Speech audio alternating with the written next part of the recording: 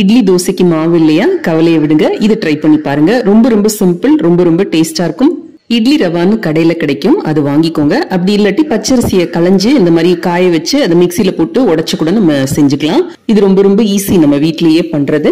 இதே மாதிரி பச்சரிசி நோய், புழுங்கரிசி நோய் எல்லாமே கடைகள்லயும் கிடைக்குது. இது நீங்க வேற ஏதாவது மில்லட்ஸ்ல இல்ல பன்சி ரவா அதுல எல்லாம் கூட நீங்க செய்யலாம். இந்த மாதிரி பொடி பண்ணி எடுத்துக்கோங்க. அடுத்தது ஒரு 2 டேபிள் ஸ்பூன் அளவுக்கு பாசி பருப்பு எடுத்துக்கோங்க.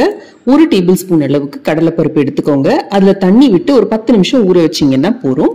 இப்போ ஒரு கடாயில எண்ணெய் சேர்த்துக்கோங்க. ஒரு 2 டேபிள் ஸ்பூன் அளவுக்கு தேங்காய் எண்ணெய் செஞ்சீங்கன்னா இது ரொம்பவே நல்லா இருக்கும். இப்போ கடுகு உளுத்தம் பருப்பு சேர்த்துக்கோங்க.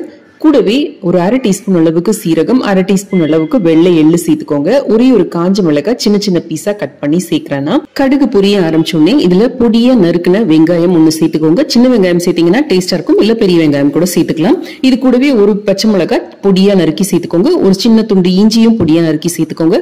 ஒரு 4-5 கருவேப்பிலை இலை பொடியா நறுக்கி சேர்த்துக்கோங்க. கூடவே 1/4 டீஸ்பூன் அளவுக்கு பெருங்காயமும் சேர்த்துக்கோங்க. கார அளவுக்கு ஏற்றபடி உங்களுக்கு சிகப்பு மிளகாயும் பச்சை மிளகாயும் அட்ஜஸ்ட் பண்ணிக்கோங்க. இப்ப நம்ம ஊற வச்சு வச்சிருக்கிற அந்த பருப்பை வடிச்சிட்டு தண்ணி வடிச்சிட்டு சேர்த்துக்கோங்க. இதையும் சேர்த்து நல்லா கிளறி விட்டுட்டு இப்ப நம்ம எவ்வளவு அரிசி ரவா எடுத்திருக்கோமோ அதுக்கு 2 மடங்கு தண்ணி, நான் ஆல்ரெடி வெந்நீர் போட்டு வச்சிருக்கேன். சோ வெந்நீர் சேர்த்தோம்னா ரொம்ப சீக்கிரம் குவிக் ஆயிடும். இப்ப நான் 2.5 கப் அளவுக்கு அரிசி ரவா எடுத்திருக்கேன். சோ அதுக்கு 5 கப் அளவுக்கு தண்ணி சேர்த்திருக்கேன், வெந்நீர் சேர்த்திருக்கேன். கூடவே தேவையான அளவு உப்பும் போட்டுக்கோங்க. இது நம்ம வெந்நீர் சேர்த்ததுனால டக்குன்னு கொதி வந்துடும். கொதி வந்தோடனே நம்ம இந்த பக்கம் வச்சிருக்கிற அந்த அரிசி ரவாவை சேர்க்க வேண்டியதுதான். இது கட்டி பிடிக்கிறது பத்தி எல்லாம் நீங்க கவலையே பட வேண்டாம். நீங்க கிளறப்பவே அந்த கட்டி எல்லாம் தானா கரைஞ்சிரும். கூடவே ஒரு 3 டேபிள் ஸ்பூன் அளவுக்கு தேங்காய் துருவலும் சேர்த்துக்கோங்க. இது நல்ல சாஃப்ட் ஆக்கும். சோ இதையும் சேர்த்து நல்லா கலந்து விடுங்க.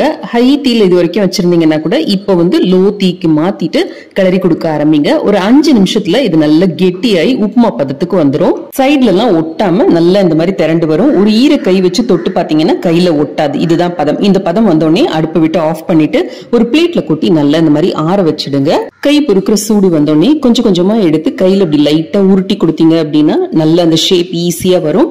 கை வேணா கொஞ்சம் நினைச்சுக்கோங்க, நடுல லைட்டா ஒட்டுற மாதிரி இருந்ததுன்னா இந்த மாதிரி உங்களுக்கு பிடிச்சமான ஷேப்ல செஞ்சு ஒரு எண்ணெய் தடவுன இட்லி பிளேட்லயோ இல்ல ஸ்டீமர் பிளேட்லயோ வச்சு ஆவியில 20 நிமிஷம் வேக வச்சு எடுத்துக்க போறோம். வேக வச்சு எடுத்தா அருமையான உப்புமா கொழுக்கட்டை தயார். இது கூட சாம்பார், சட்னி, மிளகாய் பொடி எது வேணாலும் நல்லா இருக்கும்.